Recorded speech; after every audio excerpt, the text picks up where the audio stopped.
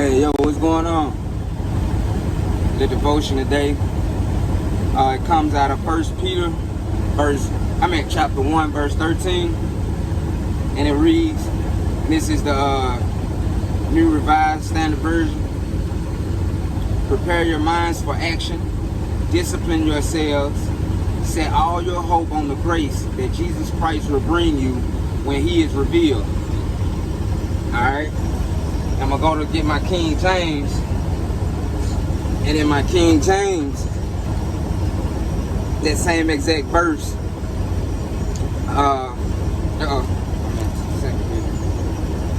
1 Peter 1, verse 13 says, wherefore gird up the loins of your mind, be sober, and hope to the end for the grace that is to be brought unto you at the revelation of Jesus Christ. Now, I guess what I want to touch on in this is preparation.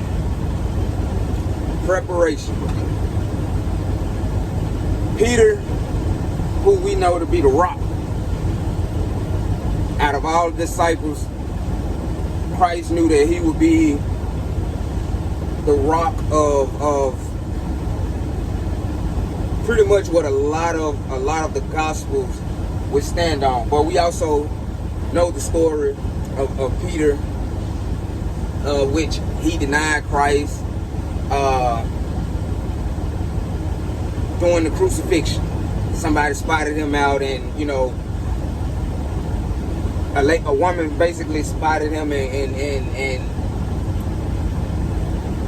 they were like, hey, you the one that follow Christ, and he denied him 3 times. And this was something that Jesus forewarned Peter that he would do, and Peter was one of the ones that really tried to really put his loyalty out there on display, and be the one to let Christ know, like, hey, I'll go to war for you, I'll do this. And it was like, when the time came and that opportunity really presented itself, due to what he witnessed Christ himself go through when the people rejected him and crucified him, he was like, nah, I don't know him, like, didn't want to be associated with. But even with that happening, God still used Peter. Yahweh still used Peter to be the solid rock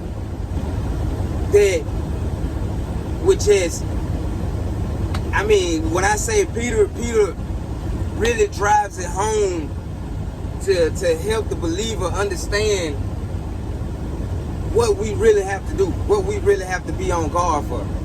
And the thing is, yeah, we profess this faith, but above all, we believe in Yahweh and Jehovah and God himself, that he basically sent Yahweh to us. And our belief in the life that Christ himself lived here on this earth, we believe in the miracles and the signs and the healings, and we believe in the life that he lived here, the temptations that he resisted, and Peter tells us to be sober, gird up the loins of our minds, and I really want to dive a little bit deep into something, and it's something that we recently went through the pandemic 2 years ago. And this thing hit so differently, because here it was, the government released information about airborne virus, basically. that if contracted and you had health problems, it's a possibility you could die. And what they did was they put the entire world on panic and basically told you what you needed to do to prevent contracting this airborne virus. Now, I'm not the smartest man in the world. Now I'm trying to portray myself to be. But common sense, if something airborne, a mask ain't gonna stop it. The same air that you breathe outside, it's the same air you breathe in your house. So when you in your house and you take your mask off, are you not exposed to the same air? But above all, what I'm really getting at is, we had so many Christian people who they shut the churches down. And what I'm trying to do is I'm trying to get people to see the evil that was enacted. Because in my mind, honestly, what the Spirit was telling me, it was a placebo. It was all a test. Just to see would people really fall in line and obey the government. And almost everybody, I ain't gonna say everybody didn't go along with taking, you know what I'm saying, getting the shots, taking the vaccine. Because even when the vaccine was released and people took it, you still had people that died. So, my theory, how do we know that with all the people that died, how do we know this wasn't the rapture? When we read in Revelations, in chapter 13, it speaks about the beast. It speaks about the beast that was wounded. And how the world wondered when the smaller, the lamb with the two horns came up and was given power to basically heal this beast. Now, those that know, the beast is the government. And now, America, between America and Russia, we have, these are like probably two of the biggest kingdoms, right? 9/11, the attack on 9/11, right? America was wounded. The whole entire world viewed that.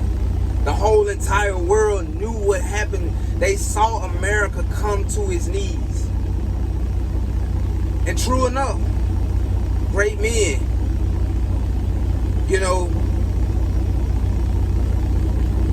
the militia, they stepped in place.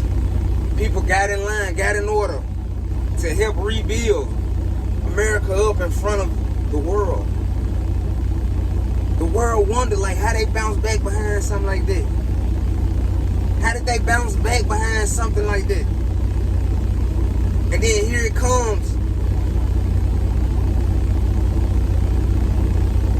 We deal with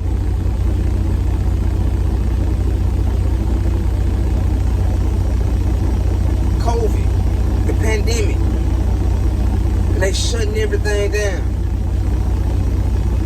So many people lost jobs. But then on top of it, so many people were even threatened to not have a job if you didn't take this vaccine. And then on top of it, to even have proof that you took this vaccine. So my thing is, there were talks even going around where some people were refused service because they didn't have a card. But what were we told about the mark of the beast? There were going to be some that had it in their hand and upon their foreheads. And the people that had this mark will give you basically the clearance to buy, sell, basically do business, buy food, and it would be to the greatest, to the poorest, to those that are in bond, to those that are free, the old and young.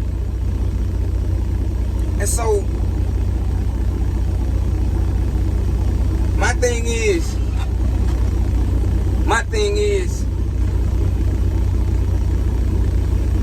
God tells us to, Peter basically, it's in chapter 5, 1 Peter chapter 5. Peter basically said that we have to be sober, be vigilant, because our adversary, the devil, walks around as a roaring lion, seeking whom he may devour. And so, when we look at this situation, so many people who profess their faith for Christ, you know, strong believers in the faith of Christ and Yahweh, people were going getting vaccinated. We were all told that, yeah, we all have to meet our end. We all have to see death.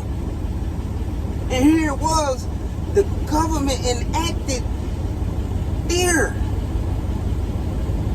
But the key thing was that fear was unified through the world. The people became unified on a negative thought. What are we told to guard? What are we told to renew? Our minds. What does the enemy attack? The mind. And here it was, people running, oh, I don't want you to come around. We've been, since a child, we have been exposed to all types of germs. All types of germs. In fact, it's actually best that your body is infected with germs, because your immune system knows how to build its own defense system and fight it off. But what does the government do to us here in America? They push man-made medicines off on us that heal one area of something but causes side effects in another area. So these pre-existing health conditions were already in place because probably so much of a percentage of the individuals who did pass were already on medications.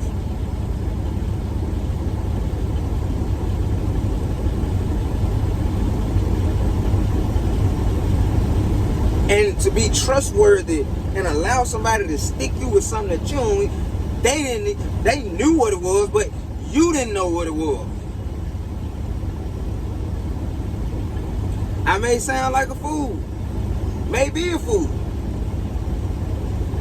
but I'll be a fool for Christ, because he himself opposed the government. He said, yeah, pay Caesar what is his. But as far as anything else, letting them dictate your faith and your life, when we profess our faith in Jesus Christ himself, we believe in the life that he lived. We believe in the life, the actions, the words that he spoke. Come on, man. I'm just saying. It's just a theory. But, I mean, hey, with the gifts we all have, God dispersed each and every last one of us gifts. How do we tap into them? Getting his word. Really build a relationship with him. Can't nobody dictate and tell you how your relationship is supposed to look and go with him. talk to some of us through nature. Some of us through our bodies. Some of us through numbers. So many ways that he talks to us. But we're told to be sober. Be sober. Wherefore gird up your loins of your mind. When we think about the loins, because we're told as we put on our armor, gird up our loins in truth for battle. When you gird your loins up, you ready for whatever coming. You ready to do battle, you ready to go to work. And that's what we're supposed to be out here doing, working. One man planting, another man watering. On our knees, praying, fighting, putting on our armor, our helmets of salvation, our breastplate of righteousness, our swords of the Spirit, our feet shod with the preparation of peace. Yeah, everywhere we go, we should be walking in peace. Everybody we come in contact with, it should not matter to me to have a dispute because you say that you're a Christian, but I see you doing something that may look similar to another religion. That ain't my place to judge that. God told us to live peaceably on this earth with everybody. Even Paul himself said, I know how to be a Jew. I know how to be like those that have been in prison. Basically what he was saying, I know how to move and mingle with every type of person, but it's all for the furtherance of the gospel. Quit putting your mouth on people, man, because it don't look like what it's supposed to you. If you following this word and you letting these words peel off and the Spirit basically cultivate and teach you and open your eyes to what it is, your path ain't my path. Your fight ain't my fight. But it's all for a common purpose. It's all for the same kingdom. For the same God, Jehovah, Yahweh.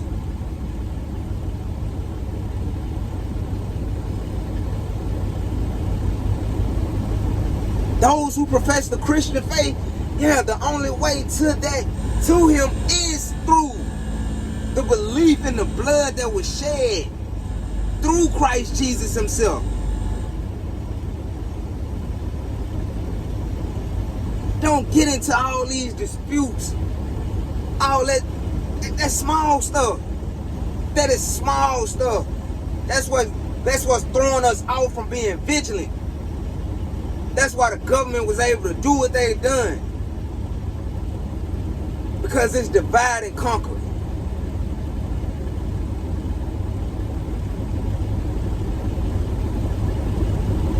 Gird up the loins of your minds, man. Be sober. Be on watch. As you work, as you walk this, as you run this pace. As you run this race at your pace. Continue watering. Continue planning. Don't be weary in your well doing. Love the Lord your God with all your mind, heart, body, and soul. And love your neighbor as yourself.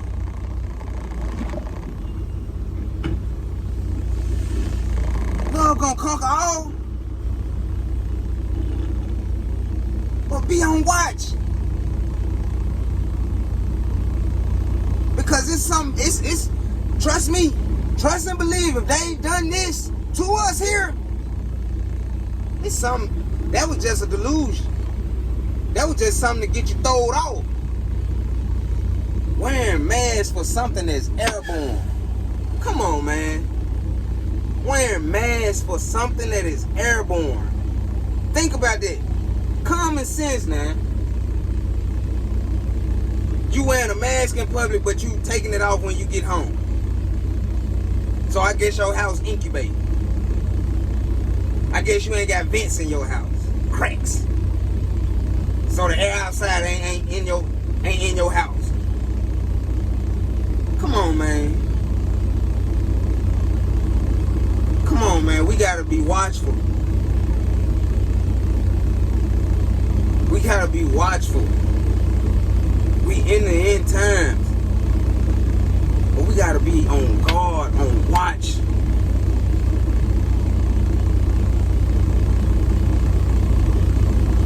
The enemy is cunning. We know this from the beginning. You trick Eve and Adam out of their inheritance. They got tricked out of the garden.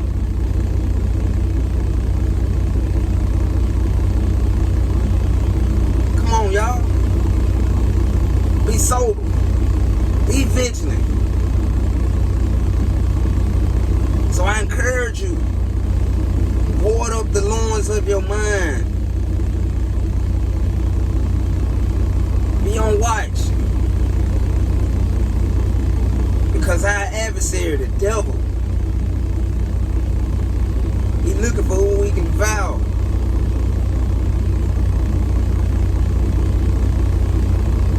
It ain't our job to try and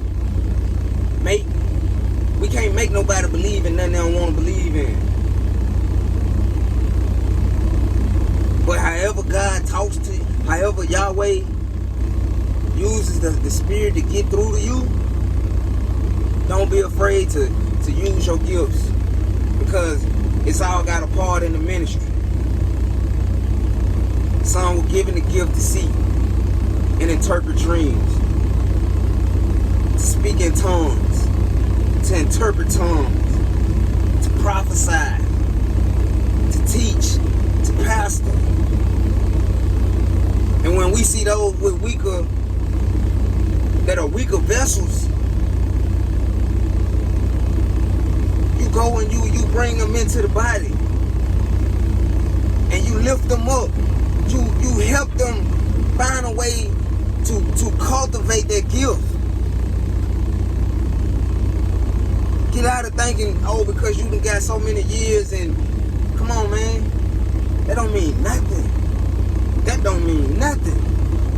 And we saw how the world, people who profess this faith for years, we saw what you did when the government enacted this placebo. Because here in America, that's all we are. We test subjects.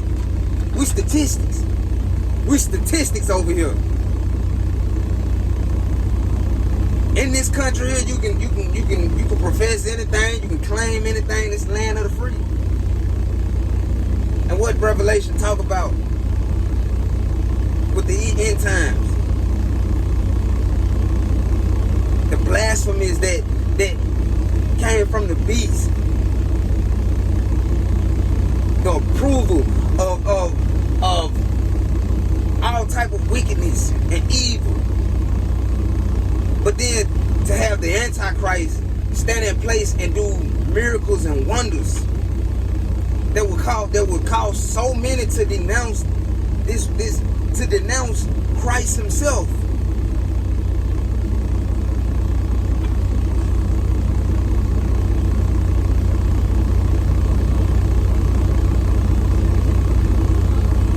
Is your job really, was it really worth you holding on to your job to let them folks stick something in you that you don't know?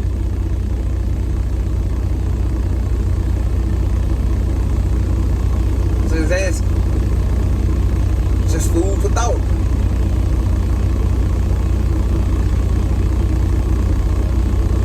But I just want to encourage you. Continue to be sober.